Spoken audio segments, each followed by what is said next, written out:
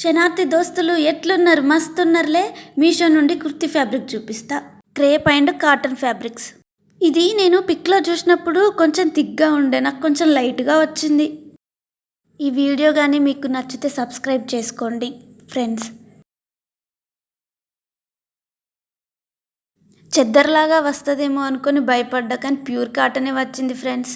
Wash చేసిన తర్వాత కూడా కలర్ పోలేదు, బాగుంది ఫ్రెండ్స్.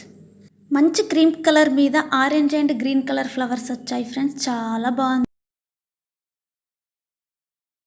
పల్చగా స్కిన్ కనిపించేలాగా లేదు. డెఫినెట్గా ట్రై చేయండి ఫ్రెండ్స్. ఎలా ఉందో కింద కామెంట్ చేయండి. చాలా బాగుంది, క్వాలిటీ అయితే నెంబర్ 1. నెక్స్ట్ది క్రేప్ కుర్తీ ఫ్యాబ్రిక్ 250కి 5 మీటర్స్ వచ్చింది ఫ్రెండ్స్.